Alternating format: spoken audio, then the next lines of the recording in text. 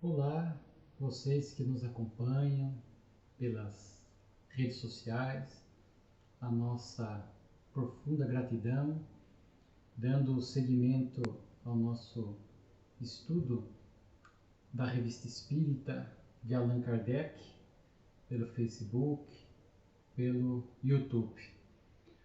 Hoje iremos abordar a Revista Espírita de maio de 1859.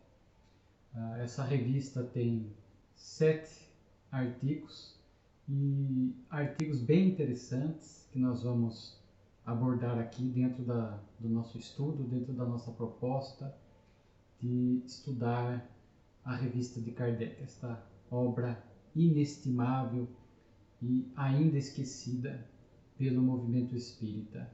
Dos 7 artigos, o primeiro diz respeito às cenas da vida particular espírita. Esse nós vamos encerrar o nosso estudo, que ele é uma continuidade de um estudo que fizemos no mês anterior, de abril de 59, quando Kardec cuidou da quadro da vida espírita, que falava das ocupações dos espíritos no mundo espiritual. Lá Kardec falou dos espíritos superiores, dos espíritos intermediários e dos espíritos inferiores. O segundo artigo, também muito interessante, sobretudo para quem gosta de arte, de música, que o Espiritismo valoriza muito a arte, a música, nobres, elevadas, que realmente nos sensibilizam e nos conectam com o alto, com as coisas boas da vida. É um quadro aqui que se chama Música de Além Túmulo, onde havia uma médium que recebe através da psicografia um fragmento, né, de sonata do próprio Mozart, que viveu no século XVIII, muito conhecido, né, um músico austríaco, que desde cedo, desde criança, revelou essa aptidão musical. Como vemos hoje em algumas crianças, que desde pouca idade demonstram esse conhecimento que não receberam na atual reencarnação. Portanto, só a reencarnação, as vidas passadas, explicam que esses espíritos na infância demonstrem esse conhecimento e essa aptidão extraordinária para a música. Vemos crianças com 4, 5, 6 anos de idade tocando piano, por exemplo, de forma extraordinária, revelando a aptidão do espírito. E é interessante que Mozart, portanto, vai ditar esse fragmento de sonata, e isso, olha o cuidado de Kardec, o seu método científico, ele coloca sob prova, e diversas pessoas ligadas à arte, que tinham conhecimento de música, comprovam o estilo musical de Mozart, confirmando, portanto, a autenticidade do espírito Mozart, que ali trouxe esse fragmento. Reconheceram o estilo.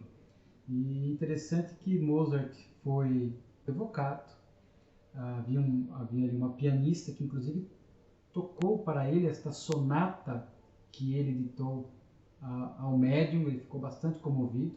Essas pessoas que ouviram esta sonata nova ditada por Mozart agora ficaram impressionados, porque parecia que era algo melhor do que aquilo que Mozart havia feito em vida. Tinha uma qualidade assim mais de sensibilidade, algo mais profundo, mais rico.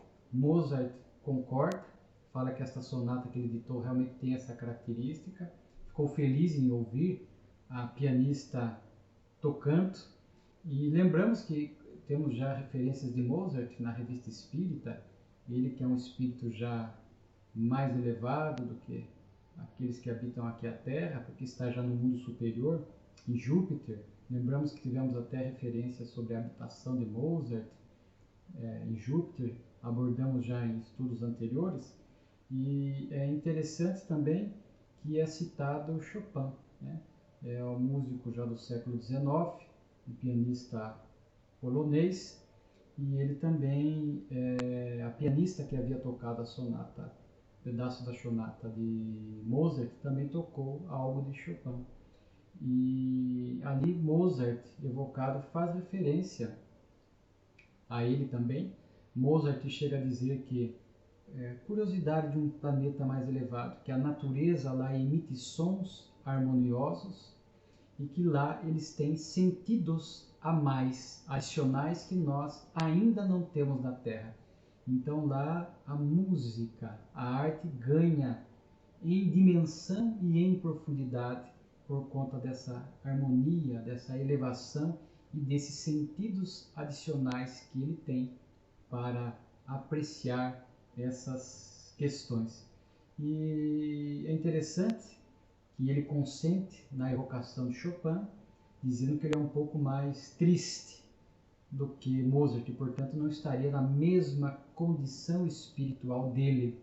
Então Kardec evoca Chopin, que ali atende, e também responde algumas perguntas bem interessantes. Ele diz assim, né, que não sou infeliz, mas poderia estar mais feliz, porque com a minha inteligência eu poderia ter feito mais, ter avançado. Então não é um espírito que estava em sofrimento, ele estava feliz, diz ele, mas ele poderia ter avançado mais na sua última reencarnação, ele que desencarnou em 1849, perdão, portanto há 20 anos dessa evocação, e ele então dizia que poderia ter feito mais na sua última encarnação, porque é um espírito muito inteligente, poderia ter avançado mais moralmente. Então, muitos espíritos lamentam no mundo espiritual porque analisam o potencial que detém e as oportunidades que a reencarnação lhes apresentou. Então, muitas vezes nós chegamos no mundo espiritual com essa lamentação: puxa, tantas oportunidades, era tão inteligente, tive possibilidade de avançar e crescer mais.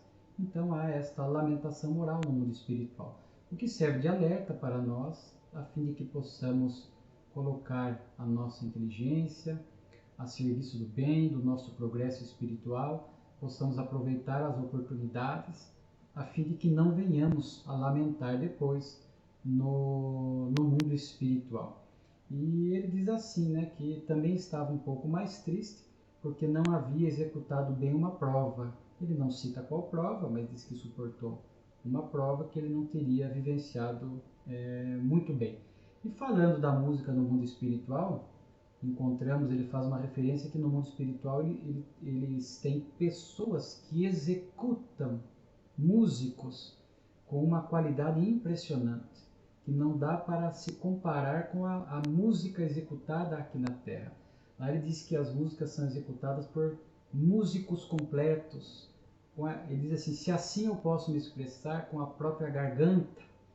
E eles têm lá uma espécie de um órgão que tem uma qualidade, uma precisão, uma melodia mais harmoniosa do que o órgão que temos aqui na Terra.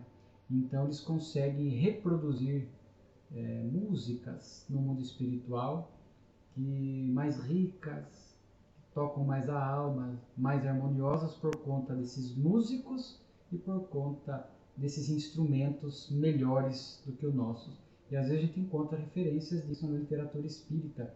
Às vezes músicas executadas nas regiões superiores do mundo espiritual, e os espíritos às vezes não têm nem palavras para escrever, mas falam da riqueza daquele momento, da sensibilidade daquele momento, da harmonia e das reflexões que a música produziu neles naquele contexto, dando para nós justamente essa impressão que Chopin está falando, dessa riqueza da qualidade da música no mundo espiritual.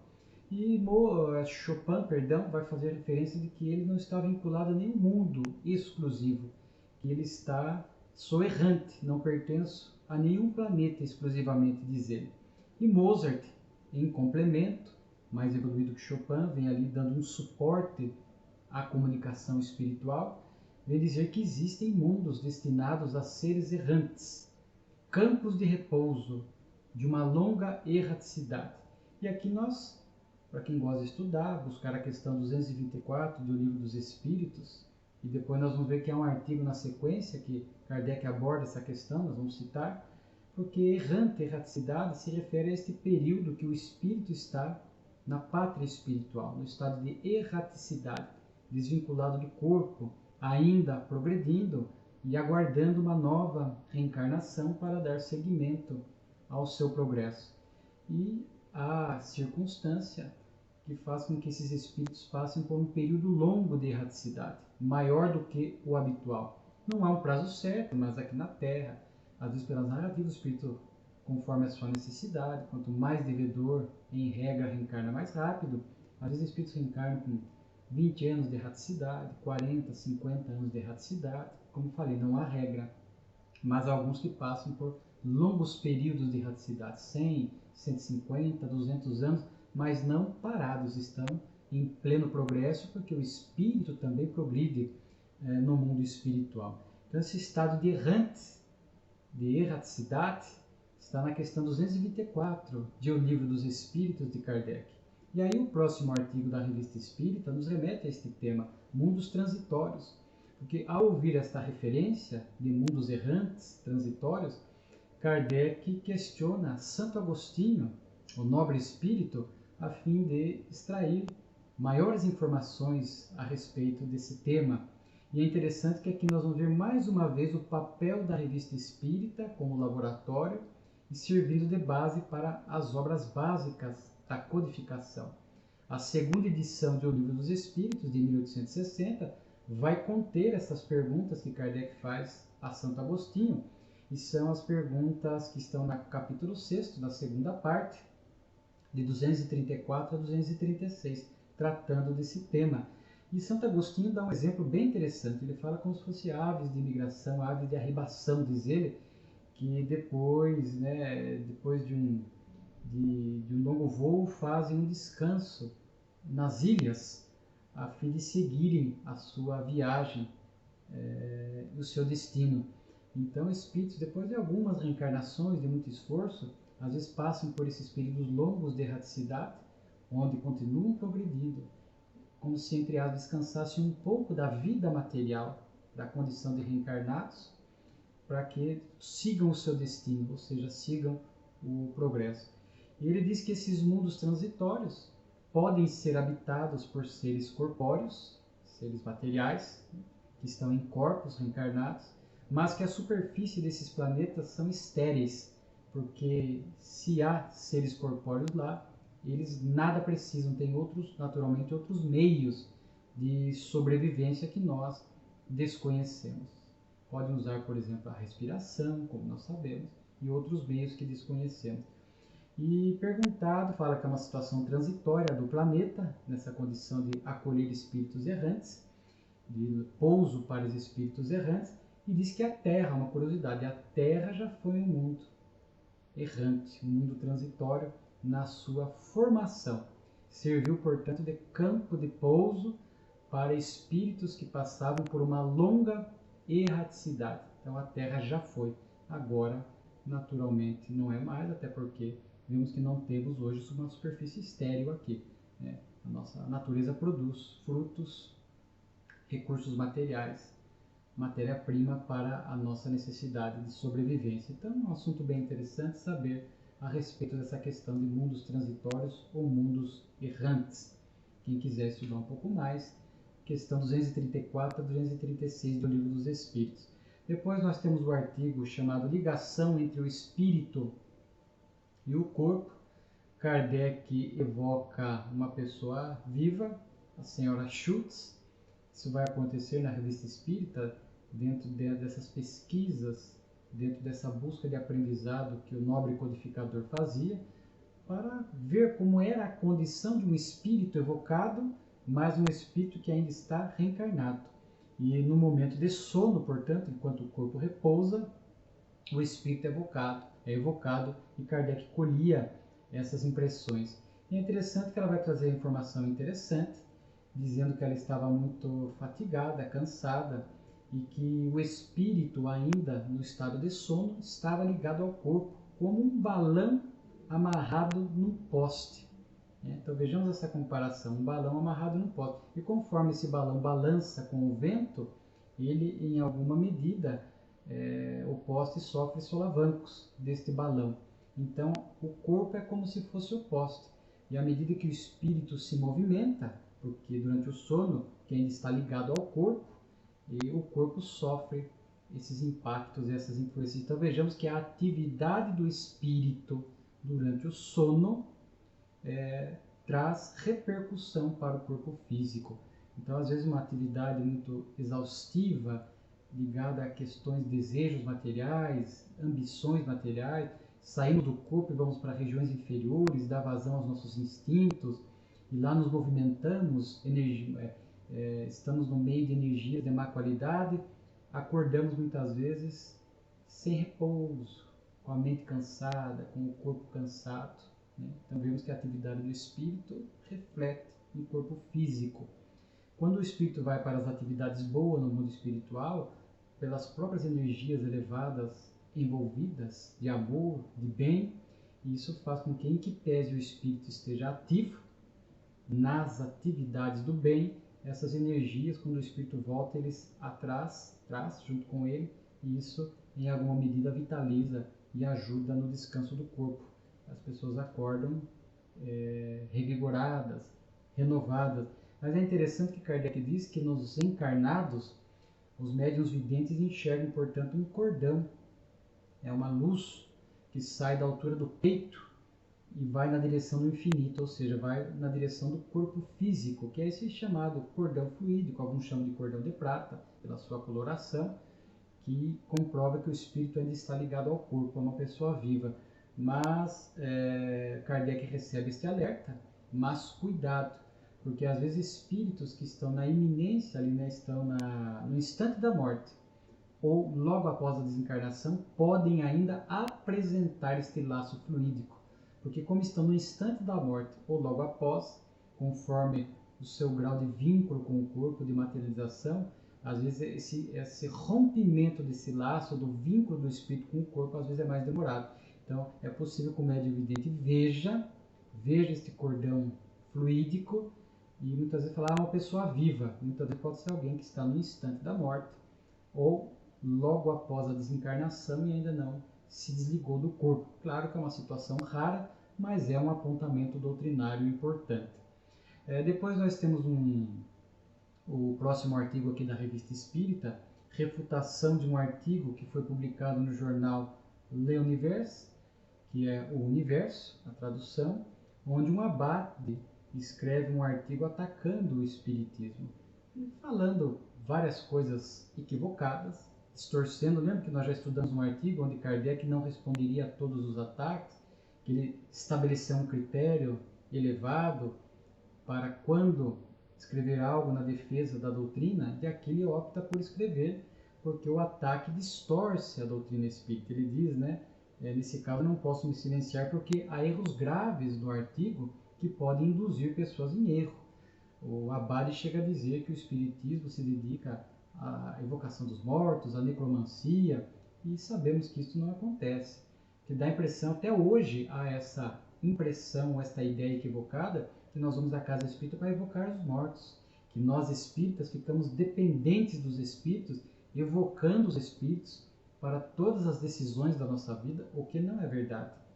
Há muitas vezes nas reuniões mediúnicas as comunicações espirituais, na atualidade, quase na sua maioria, comunicações espontâneas, nas reuniões mediúnicas, portanto próprias para isto, e algumas situações excepcionais pode haver alguma evocação com um caráter sério, útil, com o consentimento da espiritualidade, da equipe espiritual. Mas existem os grupos de estudo, existem os dias de palestra, de evangelho na casa espírita, a mocidade, a evangelização infantil. Então achar que o espírita fica dependente e evocando os mortos, e sobretudo necromancia, que é essa preocupação com a leitura do futuro, previsão do futuro, como se a gente ficasse questionando os espíritos para saber o que vai acontecer adiante. Então essa adivinhação, e o espiritismo naturalmente não se dedica à necromancia. Então Kardec vai fazer alguns apontamentos, mas assim, eu sempre registro que a forma como Kardec se coloca, a forma como ele redige essa defesa do espiritismo, sempre de forma educada, elevada. Essa é a característica de fato de um espírito superior, sem contra-atacar sem procurar fazer qualquer ofensa ao autor do artigo ou à religião do autor do artigo, simplesmente esclarecendo os pontos, apresentando o Espiritismo como ele o é verdadeiramente, mas sem ferir, sem magoar ninguém. Então, Kardec vai falar que no Espiritismo não há chefe. Kardec faz questão de falar, né, que pessoas de alto saber, que o Abade afirma, que pessoas de alto saber como se perdessem tempo com a doutrina. O Kardec diz que isso é bom, porque pessoas de um grande conhecimento que aceitam o Espiritismo, significa que ele não pode ser uma doutrina leviana, com ensinamentos levianos e bobos, porque algumas pessoas de alta intelectualidade aderem a ele, assim como pessoas simples. Aliás, nós vamos ver, até entre selvagens, a ideia espírita sendo aceita é uma questão muito de maturidade, né? De uma questão muito de bom senso, às vezes, e não propriamente de alta intelectualidade. Mas Kardec fala que não é chefe, não tem chefe, porque neste artigo o Abade afirma ou se refere ao Espiritismo como religião, e Kardec, de início, sempre refutou que o Espiritismo fosse uma religião. Diz que é uma ciência filosófica de cunho moral e segue a moral do cristianismo, a moral cristã, diz ele, porque não tem ministros, não tem templos, não tem culto, não tem sacerdócio, não tem hierarquia. Então, a palavra religião estava comprometida com este tipo de conceito e de ideia. Então, Kardec vai sempre refutar esta ideia do Espiritismo como religião durante algum tempo. Mas, repito, nós vamos estudar isso daqui a muito tempo. Mas em dezembro de 68, Kardec vai reconhecer o Espiritismo como religião, que religa o homem a Deus. Não essa religião de cultos, de hierarquia, de vestimentas, né, como uma religião convencional, mas uma religião que trabalha o sentimento, a fraternidade. Então, Kardec vai sim, ainda em vida, reconhecer o Espiritismo como religião. Por isso que hoje eu particularmente gosto muito de usar a expressão religião espírita, para que a gente saiba que o Espiritismo é uma religião. Nesse artigo ainda, de 59, Kardec, por conta desse comprometimento do conceito da palavra religião, que poderia gerar nas pessoas um equívoco, porque quando falava religião, e até hoje ainda é assim, você fala religião, a pessoa já lembra de vestimenta, de culto exterior, de hierarquia, de um chefe, coisas que o Espiritismo não tem, conforme nós sabemos. Então Kardec faz questão de pontuar isso, né? E dizer que o Espiritismo, como disse o artigo do Abade, não faz mal. E aí Kardec vai pontuar, dizendo mais ou menos assim: o Espiritismo combate o materialismo. Portanto, é como se fosse o Espiritismo viesse em apoio às religiões da época, porque o materialismo estava muito intenso naquela época na Europa, né? Ali no século XIX. Então o Espiritismo, ao trazer essas questões espirituais, a comprovação da imortalidade da alma, naturalmente que vinha em apoio às religiões para combater esse materialismo que induz as pessoas a uma vida muitas vezes irresponsável do ponto de vista moral. E então, primeiro o Espiritismo vem combater o materialismo e comprova através das comunicações espirituais que a vida segue, que nós somos espíritos transitoriamente no corpo. E aí Kardec vai pontuar algumas coisas bem interessantes, né? Aliás, até hoje o materialismo produz danos. Esse materialismo com outro viés, com outro colorido, e a pessoa leva uma vida pautada pelo consumismo, prazer pelo prazer, leva uma vida com as paixões desgovernadas, despreocupadas com melhoria moral, com aquisições espirituais. Ainda vemos esse materialismo se apresentando hoje, não aquele materialismo clássico de aquela pessoa que acredita que não tem alma, que a vida é apenas o corpo que morreu, acabou tudo. Existem muitas pessoas que acreditam na alma, mas levam uma vida materialista, preocupada apenas em atender os apelos do corpo, sem nenhuma preocupação com o espírito. Então, ainda hoje o espiritismo vem cumprindo com o seu papel, conforme está em O Livro dos Espíritos, de iluminar consciências e destruir o materialismo, para que possamos ter esta visão correta da vida, o sentido da existência, que nós não somos o corpo, mas um espírito criado por Deus, imortais, para a plenitude, para o progresso. E aí, nesse sentido que Kardec vai dizer, né, mais ou menos assim, quantos suicídios o Espiritismo evitou. E de fato, ele vai narrar alguns episódios na Revista Espírita de pessoas que pensavam no suicídio. E ao tomar contato com a doutrina espírita, cessam a ideia que sabem que a vida vai continuar, agravada pelo gesto.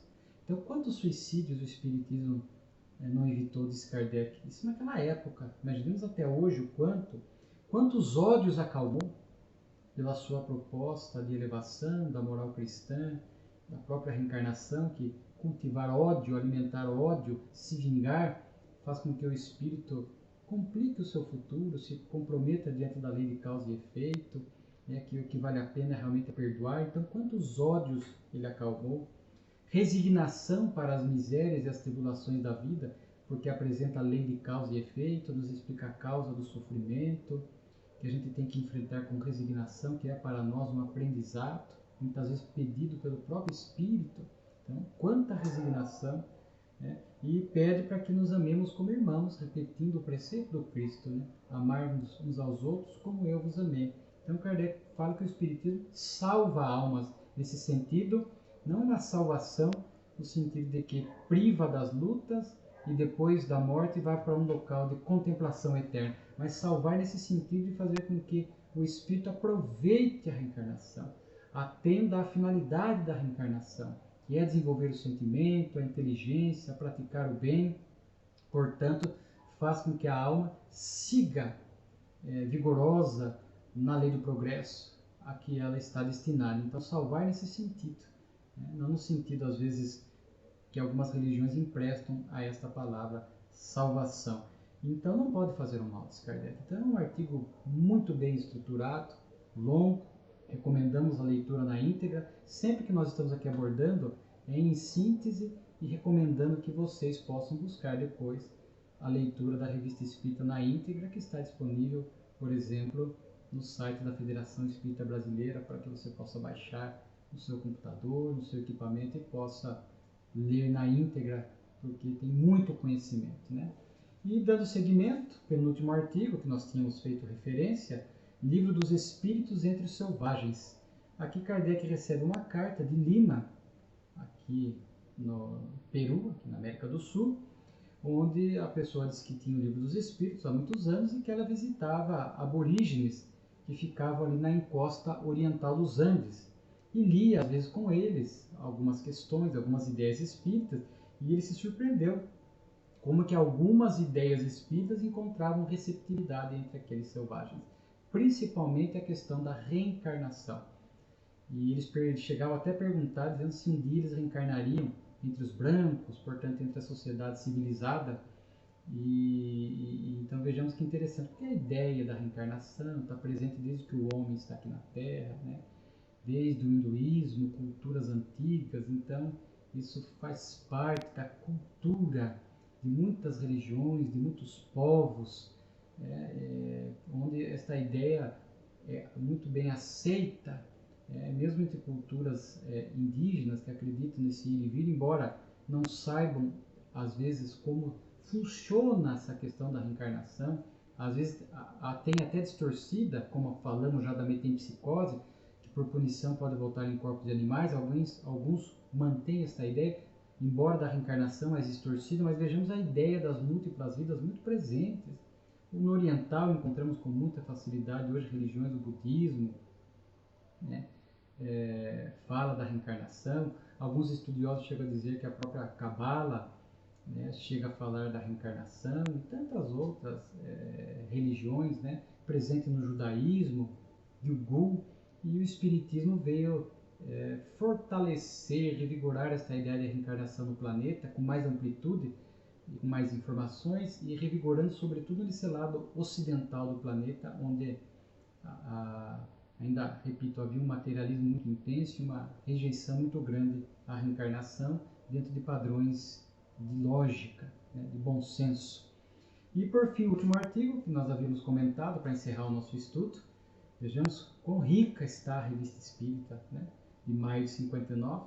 Cena da Vida Espírita, que é, repito, uma continuação do artigo anterior de abril de 59, né, Quadro da Vida Espírita, onde Kardec continua estudando muito sobre a ocupação dos espíritos no mundo espiritual. Só que neste artigo ele vai evocar um espírito ainda inferior, que nos traz algum aprendizado.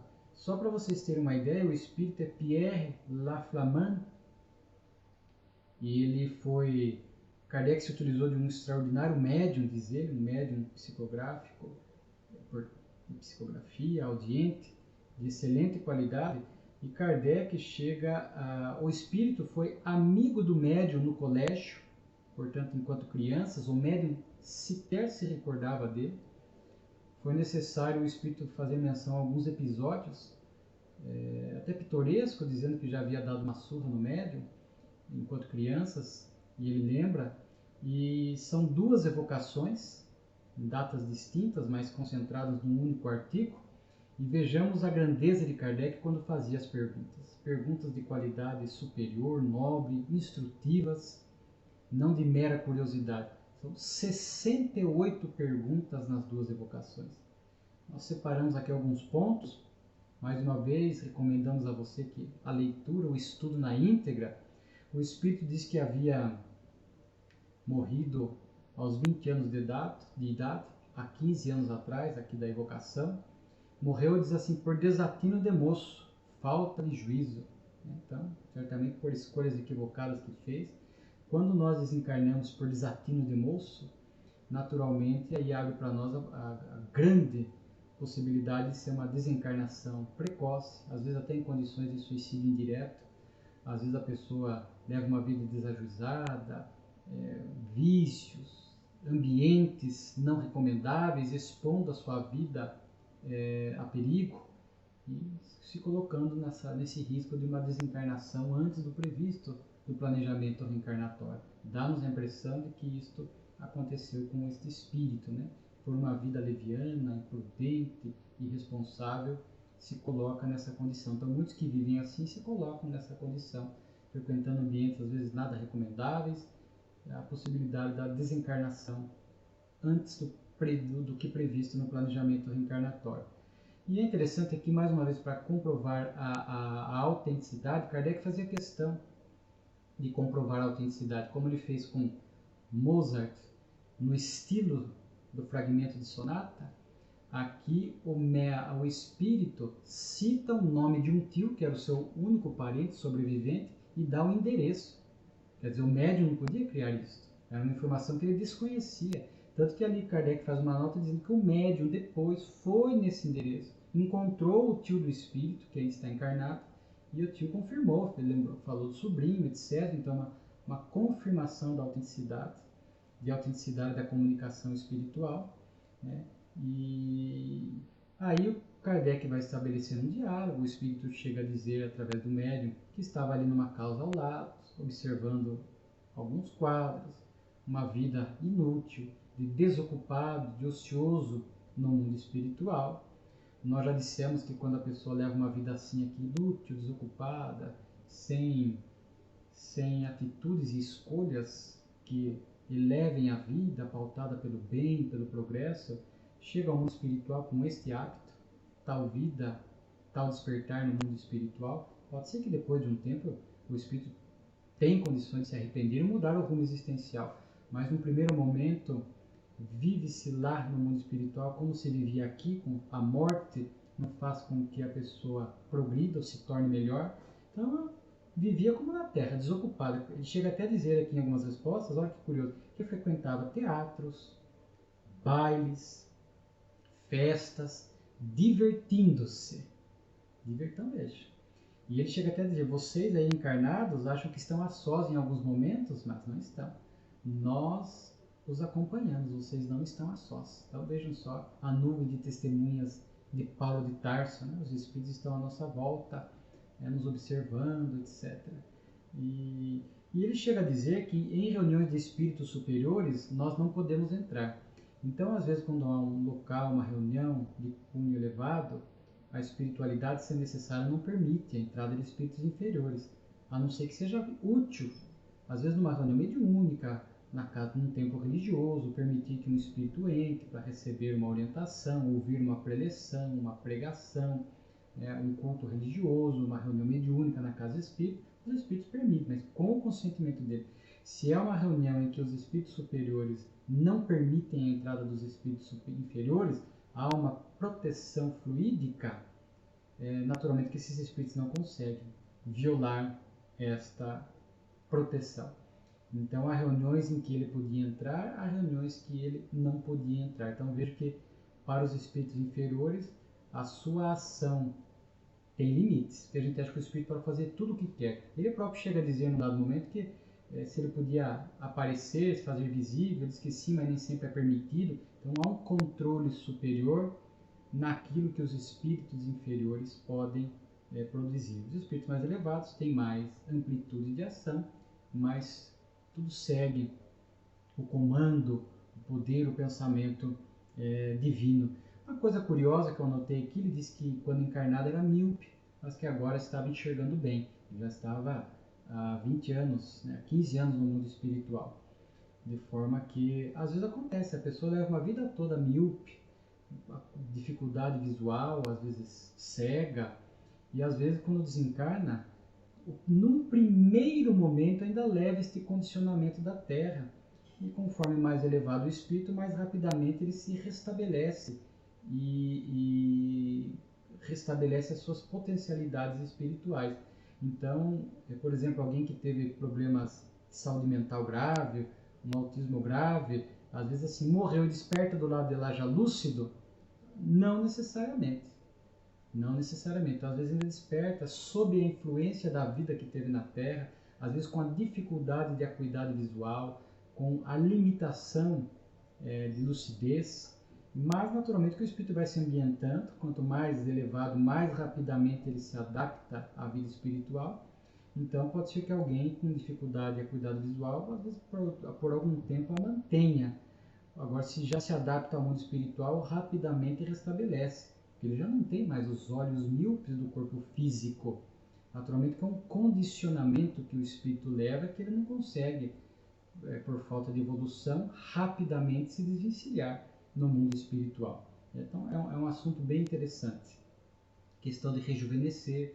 Há espíritos que desencarnam muito velhos e depois se apresentam mais jovens, não pela ação da mente rejuvenescem e tal, mas nem todos os espíritos têm a mesma capacidade e a mesma rapidez para adaptar-se e produzir muitas vezes essas mudanças no corpo espiritual. Isso está relacionado à evolução, é relacionada ao conhecimento, a espíritos inferiores que às vezes desenvolvem um potencial mental e às vezes algumas questões eles conseguem produzir. Então, mudar a forma perispiritual, às vezes rejuvenescer, diferente o espírito que está em perturbação no mundo espiritual, que às vezes nem sequer pensa nisso, mas em desequilíbrio, em sofrimento, em perturbação, às vezes ele entra nesse estado de confusão, de desequilíbrio íntimo e não consegue desenvolver, atuar de tal forma com que ele possa, de repente, agir sobre o corpo espiritual, rejuvenescer, restabelecer algumas potencialidades da alma, etc. É um tema bem complexo. Então, o passatempo dele é de divertimento no mundo espiritual. Mas o Kardec pergunta, falta alguma coisa para você? Ele fala, sim, eu não tenho uma felicidade moral. O espírito sabia disso, que faltava algo para ele. Ele diz, eu uso até uma expressão que eu marquei aqui, um mal-estar indefinível toma conta de mim.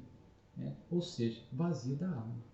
Então há muitos espíritos que estão nessas condições inferiores, às vezes promovendo mal, em perturbação, ou ociosos, desocupados. E como a gente traz Deus dentro de nós, o potencial divino, nós fomos criados para o progresso, e quando nós criamos obstáculos para este caminho natural da evolução, naturalmente que isso produz no indivíduo, no espírito, reflexos, efeitos. Então é um vazio da alma, um mal-estar. E ele diz que é um mal-estar tão ruim, tão penoso, que ele preferia enfrentar as misérias do corpo, da matéria, do que da vida física, do que enfrentar esse mal-estar que ele experimentava. Às vezes é este vazio, este mal-estar, esta inquietude íntima que faz com que espíritos nessa situação busquem ajuda. Às vezes passam anos desocupados no além, ociosos, sofrendo, e este mal-estar, este vazio, esta ausência de felicidade faz com que o espírito se arrependa, ore, busque ajuda e muitas vezes a partir dali recomeçar a sua trajetória espiritual, né? Diz que se tinha amigos lá no mundo espiritual, diz que sim, desatinados como ele, e aí a gente vê aqui a lei de afinidade, os espíritos se agrupam por afinidade no mundo espiritual, então ele se agrupou com espíritos que agiam como ele, né, desocupado. E recebe boas orientações, depois ele volta para uma segunda evocação, depois de algum tempo, diz que refletiu bastante sobre as lições que ele aprendeu, então vejamos que era um espírito que estava querendo mudar de estágio, de patamar, de condição no mundo espiritual. E é interessante que nessa segunda evocação, já para encerrar, ele vai visitar a casa de Allan Kardec, a casa do codificador, e diz que lá aprendeu muito, que ele recebeu uma luz espiritual imensa, um socorro, uma ajuda. Então aqui a gente vai percebendo pela narrativa do espírito a grandeza de Kardec. Ele diz que Kardec estava escrevendo uma obra e que perto de Kardec haviam 20 espíritos que cochichavam, ou seja, que inspiravam Kardec, que estavam perto dele, e que Kardec de alguma forma notava ou sentia esta presença, porque disse o espírito que às vezes ele olhava para cima como se estivesse percebendo algo, percebendo essas vozes, essas ideias, essas inspirações. Então vejamos, 20 espíritos ali, era uma tarefa de grande porte, a vinda do Espiritismo, a terceira revelação, o Consolador prometido. Então vejamos o suporte espiritual que o codificador estava recebendo. E ele chega a dizer que depois chegam alguns encarnados para visitar Kardec, alguns amigos, eles se reúnem numa sala ao lado, começam a conversar sobre Espiritismo, havia pessoas importantes ali, e ele diz que chegou logo mais uns 100 espíritos, uma massa de espíritos com coroas de fogo na cabeça. Coroas de fogo aqui, a forma como ele se expressou, faz para nós a menção de almas elevadas, coroas de fogo, né? Como se tivessem luz na cabeça, luz no seu entorno espiritual, a sua aura, a sua vibração, a sua atmosfera espiritual, como diz Kardec, a revelar almas de grande capacidade espiritual. Então vejamos ali na casa do codificador, um espírito superior, trabalhando numa obra de grande porte, trabalhando ainda na codificação e recebendo esses 20 espíritos enquanto trabalhava. Quando chegam os encarnados, eles iam manter uma conversação de alto teor, uma massa de espíritos de boa vibração, de alta elevação, porque encontravam sintonia e ambientação, afinidade na casa e com o codificador. Então, se queremos bons espíritos em nossas casas, temos que ter bons hábitos. O evangelho no lar, o nosso dia a dia, o nosso cotidiano, o nosso pensamento, a nossa atitude. Claro que nós oscilamos muito.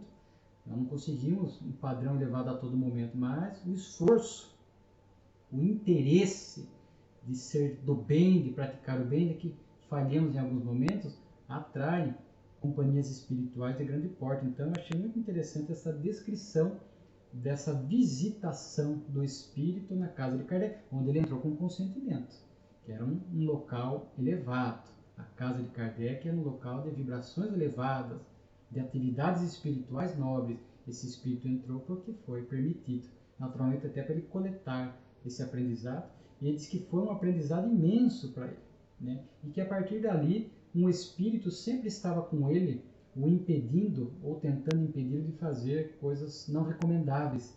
Então vejamos que a partir dali ele ganhou como se fosse um auxílio espiritual para que ele pudesse refletir melhor sobre o que fazia, e quando ele ia tentar fazer alguma coisa equivocada, esse espírito aparecia, né? Como se ele tinha um livre-arbítrio, mas como se falasse: cuidado, será que vale a pena fazer isso, né?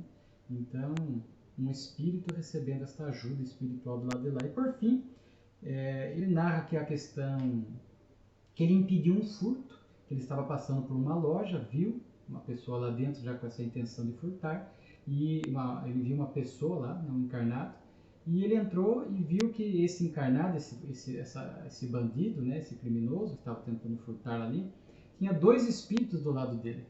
Um espírito bom, possivelmente seu anjo da guarda, inspirando ele para não praticar o delito, um espírito inferior falando, não, pratica o delito, inspirando, né?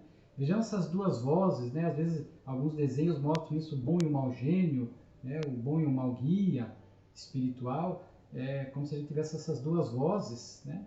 E simbolicamente falando, e aí o bom espírito diz a ele assim, esta é a tentação que ele sofre, mas a escolha é dele. Então a gente recebe boas ideias, às vezes más ideias, boas e más inspirações chegam-nos e a gente tem que escolher pelo livre-arbítrio, né? O que vamos realizar. A responsabilidade é nossa. Questão 459, né? Do Livro dos Espíritos.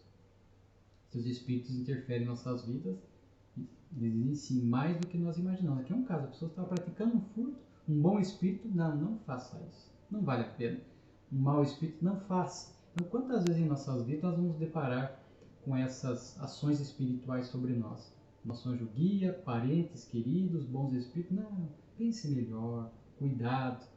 Então, e os espíritos inferiores querendo ver a nossa infelicidade, o nosso drama, faça, pratique. Então, há determinados momentos da vida que a gente tem que orar, pensar bem, tomar cuidado com as nossas decisões, com as nossas escolhas, que podem complicar e muito a nossa vida, né? E a Revista Espírita encerra com aforismos espíritas, que são frases curtas. São aqui 5 frases curtas. Fica aqui a recomendação da leitura. Encerro só com uma delas, né? Encarnando em diferentes posições sociais, os espíritos são como atores que, fora da cena, se trazem como toda a gente e no palco usam todas as vestimentas e representam todos os papéis, desde o rei até o trapeiro. Quando a gente reencarna, estamos aqui vivenciando papéis conforme o nosso planejamento, em profissões, em situações distintas, mas tudo visando o aprendizado e o progresso do espírito, né? Passaremos por diversas profissões, situações, mas procurando viver o melhor, fazer o melhor e extrair as melhores lições para nós. Muito obrigado, encerramos o nosso estudo e seguimos nos vídeos por vindouros, né? Contando com a audiência de vocês. Muito obrigado.